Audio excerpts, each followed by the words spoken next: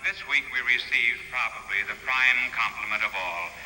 A lady in great seriousness told me that her dog always refused to leave the room while I was on television. My program is probably the only one on television that has gone to the dogs. I understand that the dog was a St. Bernard. He's giving up his liquor license for Lent.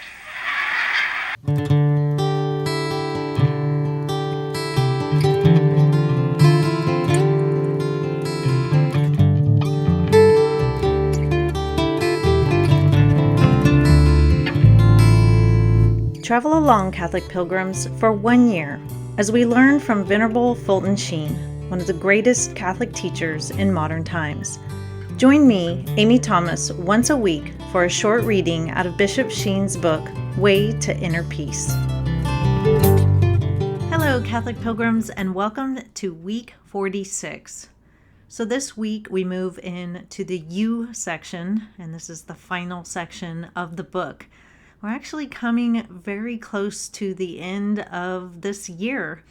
And in the coming weeks, I will give you some information on what next year will entail and what book we will be reading. I know I told you at the beginning of this year that there were 57 numbers in this book, and that didn't quite fit into a 42-week year. And I had thought that I was going to do a couple of extra each month in order to round that out, but it's just not possible. I'm a busy mom and a busy wife, and I just have not been able to find the time. And so our readings will bleed over into next year, but that's okay. It's okay, and we will still start next year's book probably on January 1st, but I just wanted to let you know, in case you were wondering how we were going to make it to the end of this year. Well, we're not. We're going to bleed over into next year because that's just how my life is right now. So anyway, to focus on this week's topic, what we're going to be talking about is pleasures. What are your favorite pleasures? I know for me, it's music, delicious homemade desserts, spending time with my family, and watching football. Those are some of my pleasures. Football only, though, if my team is winning. If not, then it's not a pleasure. Everybody can relate to that, I'm sure. So anyway, our 3 key points this week are internal pleasure, external pleasures, and purpose. Number 46, pleasures. Pleasure is very peculiar. To possess it, one must not seek it directly, but rather seek it through something else. Not even an avid cocktail drinker drinks a cocktail to have pleasure. Rather, he has pleasure because he takes a cocktail. Pleasure does not cause itself, but is caused by the possession of some good or the attainment of some purpose. Our complex modern society is directed to the creation of mass entertainment rather than individual pleasure. Movies, television, advertising are geared to the masses and generally to their lowest common denominator. Their aim is to satisfy what all have in common rather than what they have individually. It is much easier to find a television program on a prize fight than one on Shakespeare. As the English philosopher C.E.M. Joad put it, those things which are peculiar to each of us and may in their forms of expression well be different in all of us cannot be catered for in bulk by commercial agencies. When you want to enjoy an individual pleasure, even though it be but an hour of chamber music in the privacy of your own room or a page of Pepys' diary, you must isolate yourself from those who cater to the mob. Most pleasures today are associated with movement, and in the case of the young, with speed. A quick change of scenery and pace seems to be one of the ingredients of modern enjoyment. 1 out of every 4 persons in the United States changes his address during the year. The unquiet mind makes an unquiet body. Novelists move more than philosophers or thinkers because the novelists generally write about sense experiences, while philosophers write about thoughts. Socrates never left Greece. Kant was never outside Königsberg.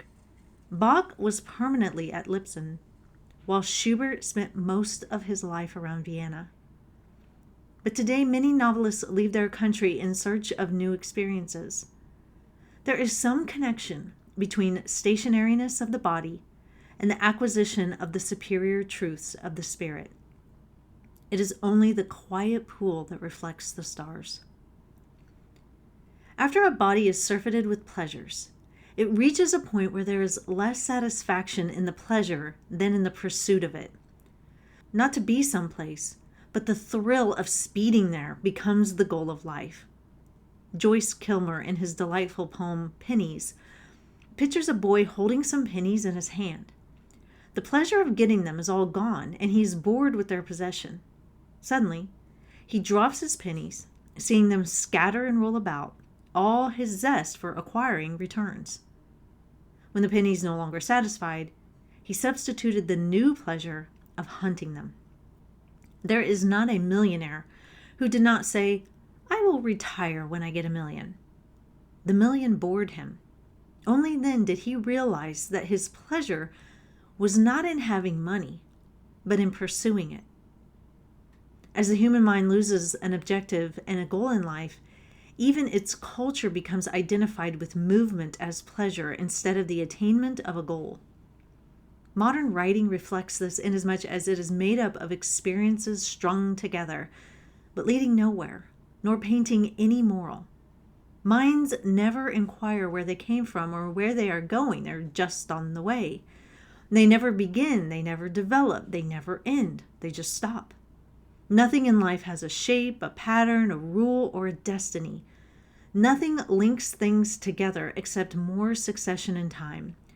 The needle of writing is drawn through the cloth, but it weaves no pattern.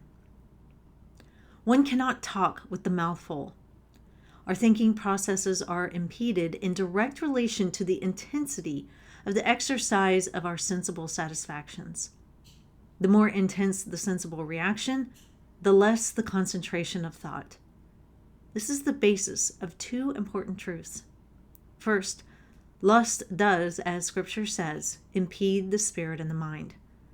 The second is that the pleasures of the body do play an important role in aiding the soul. It is this very power of relaxation attached to sensible pleasure that proves such a boon. It rests our soul, and when pleasure does that, it is really pleasurable.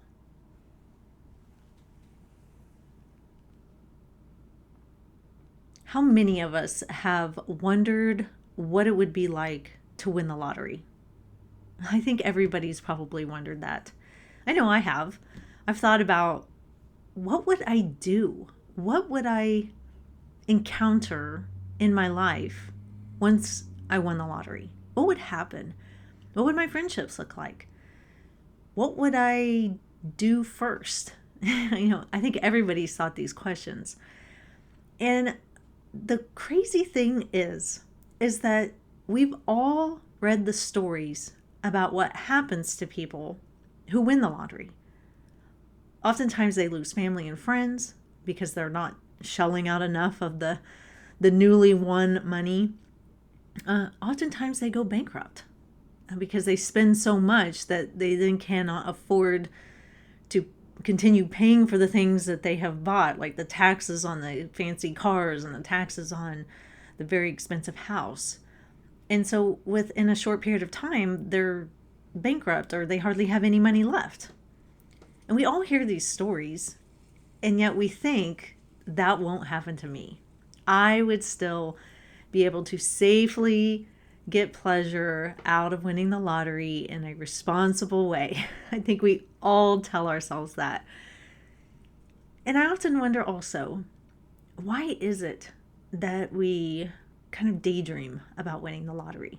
Why do we all wonder what it would be like to win it? Because when we think about it, most of the time we think about the great aspects of it. Oh, I'd get the car of my dreams. Oh, I'd get to go on vacations. That would be amazing because I wouldn't have to worry about how much I'm spending. And, we always throw in, oh, I'd give to the poor, I'd give to the needy, and all those things. And we daydream about those kind of positive, pleasurable aspects of it. But the reality is that it's just not true. Now, I don't play the lottery, so I'm never going to win it. But it's kind of one of those good thought processes to go through, to think about why do we desire it anyway?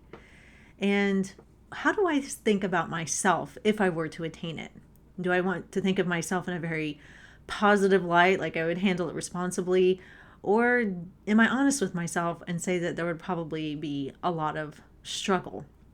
And I think Bishop Sheen gets to it here. He says, there's not a millionaire who did not say, I will retire when I get $1 million. I think we all have said that. Like, oh, if I just had X amount of money, I'll retire, I'll be perfectly happy.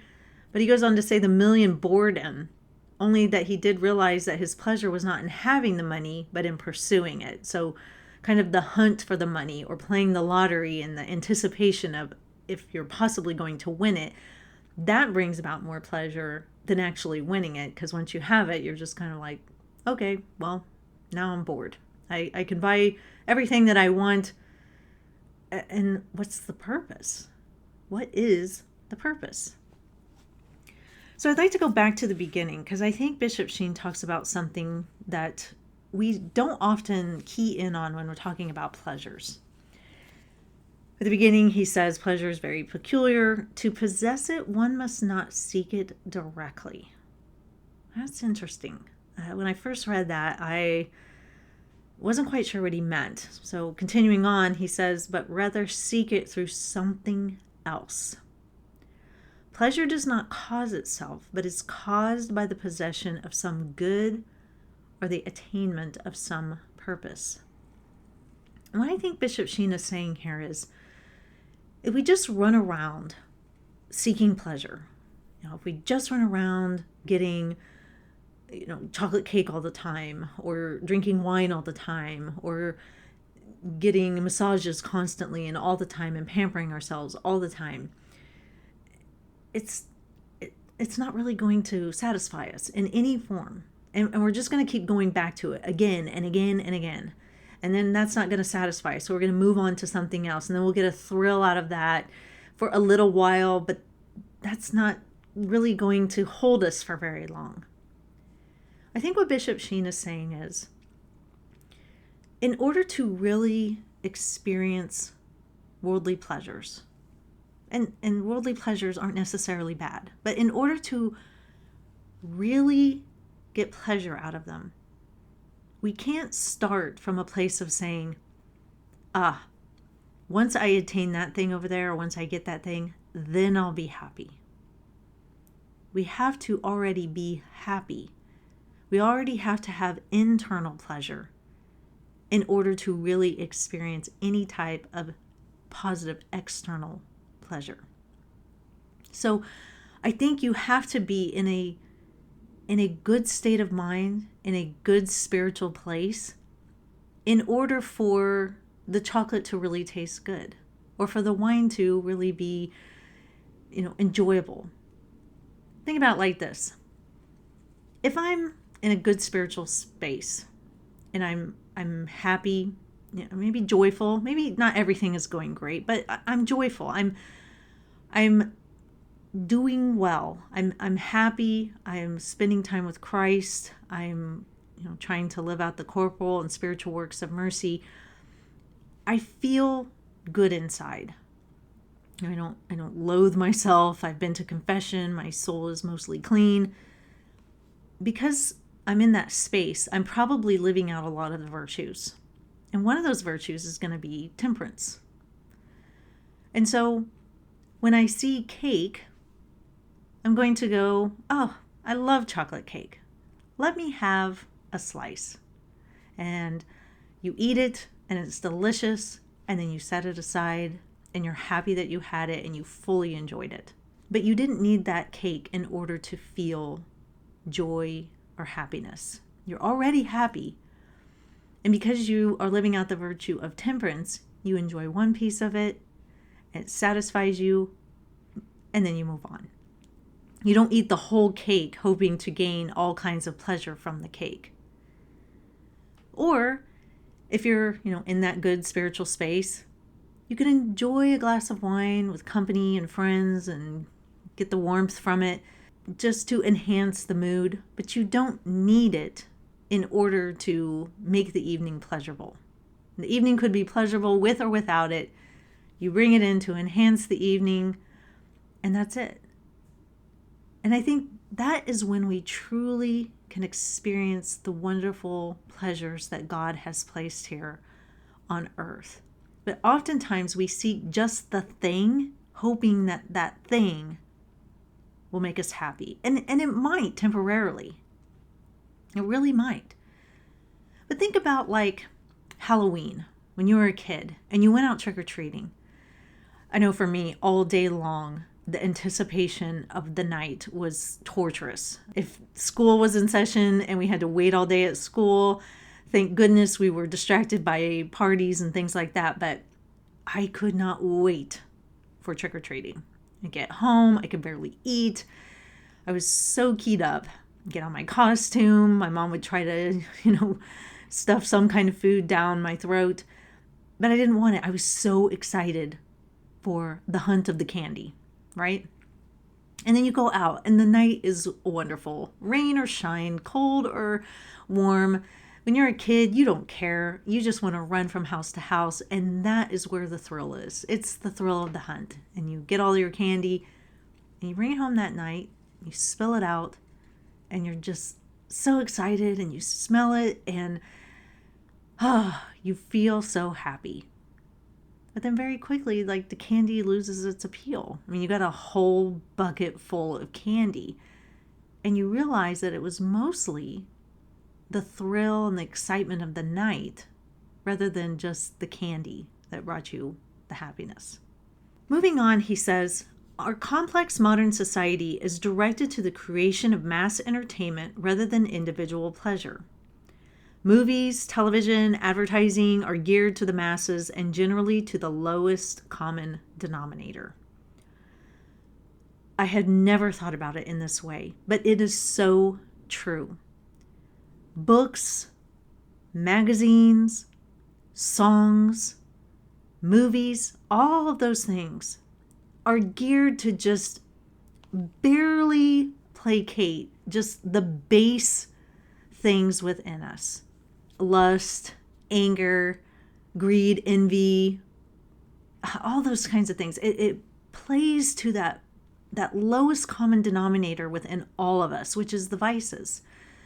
That's what so much of our mass media today advertises for.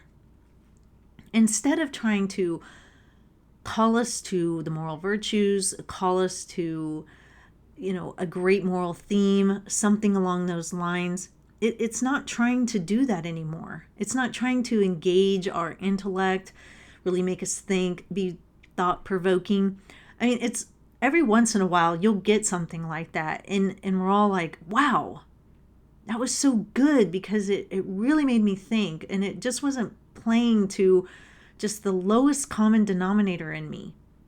Like I'm just some kind of dummy, that I can't find pleasure in things that might be a little hard to wrap my mind around, or might ask a little something of me, like a classic book, which would ask us to, read something in a language where we don't talk like that anymore. And so we have to try a little harder. Today we just want to be fed something that's super easy. We don't really have to think about it, but we're never going to get any pleasure out of that. We're just not. I mean, if you think about it, think about a book, a classic book that you've read that has truly touched you. For me, it's Tale of Two Cities. I think about that book all the time, and the moral lesson that it taught. And, I've read books that, are just put out there just to get people to buy it, and there's no real thought and effort put into it. It's just, here, take this, like, one of the thousands and thousands of romance novels. I think I read one time because I was somewhere where there was nothing else to read. And I was like, okay, well, I guess I'll read this. And there's just thousands of them like that. All the basic same story over and over and over again. I mean, I know what the story is, but I don't remember that book at all. I don't think about it at all. I couldn't even, put into words what it really was about other than lust. That's it. That's all I can say. And I got no pleasure out of it. But when I read Tale of Two Cities, now that sticks with me. And it gives me a lot of pleasure because it gives me so much to think about, so much to ponder and reflect, looking reflectively at my own life to see how I relate to any of the characters. Am I acting like any of the characters? Just trying to analyze it. That brings me a lot of pleasure. And obviously the ending of the book just got my heart so much. And that gave me a lot of pleasure. The ending's kind of sad, but it was a beautiful, beautiful message, and it stuck with me. And so I think we really have to think about the entertainment that we're taking in. I know people can't stand that, and being told that their entertainment is probably not the best. Trust me, I know. Online, if I try to call people to a higher level of entertainment, I will, get the fangs out from other people. But really think about it, because we're just not going to get a lot of pleasure out of base level things. We're just not. I then want to move on to this next part where he's talking about movement and pleasures. And he's so spot on. He's talking about how today we think what is most pleasurable is just change your scenery. If you're bored, change your scenery. If you're bored, move. If you're bored, just keep moving from one activity to the next. Now, I'm a military spouse, so I move all the time. And, I'm constantly, kind of in a state of I've just moved somewhere, we're here for a little bit, and now we're moving again. That's my life. And it can be a little hectic. It really can. And it can cause you to be just slightly addicted to the movement. It really can. Like you're just always looking forward to the next move. You're anticipating the next move and you're getting geared up for that. And it's, high anxiety, high stress, but still very exciting. And then when you get somewhere, you're there for a little while, you figure it out, and then you're like, okay, I'm ready to go. And that's not good. That's not good. We should be able to be a little bit more content than that. But that's the idea now. If you're unhappy or if you're not getting pleasure out of where you are, change scenery. Change scenery. And that can be the answer sometimes. That very well may be the answer sometimes. But we also need to learn how to be content with where we are. And man, I learned this so much when we moved to Las Vegas. I did not want to live there. There was a bit of excitement because it's Las Vegas and it's weird to say that I lived in Las Vegas.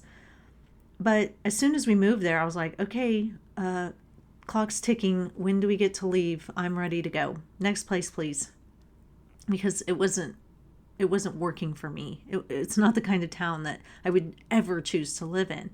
And so I was constantly daydreaming about changing scenery and fantasizing about the next move. And it was pathetic and horrible. I could not be content. There was a lot of disruption in my life. I had no peace. I was causing my children to act just like me. And we were all just kind of tense. It wasn't until we were like, okay, we need to stop this. We need to change our mindset. We need to learn to be content here and to enjoy this time and this present moment that God has given us and find out what this area has to offer.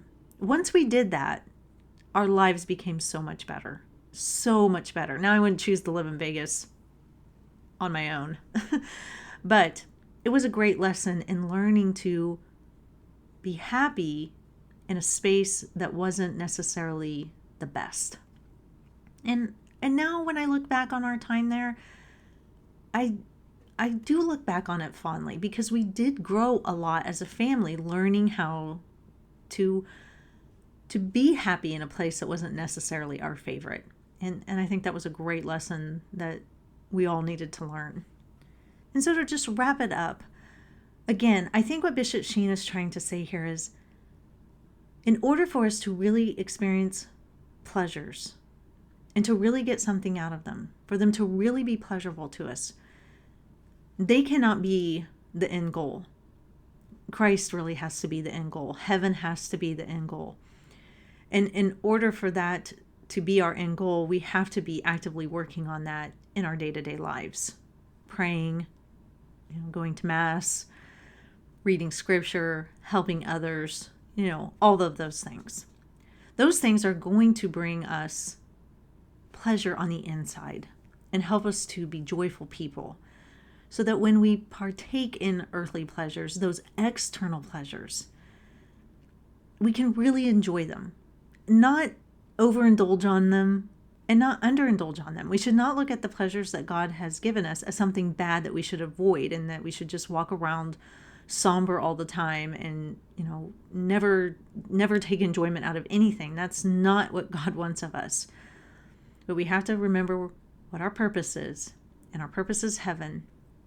And so in order to really get the most out of our time here on earth, we do have to look towards our end goal, our end purpose. And that will line up everything in our lives, so that we can truly enjoy those external pleasures. So that is all for this week, Catholic Pilgrims. I will see you back here for week 47. And until then, live the faith boldly and travel well.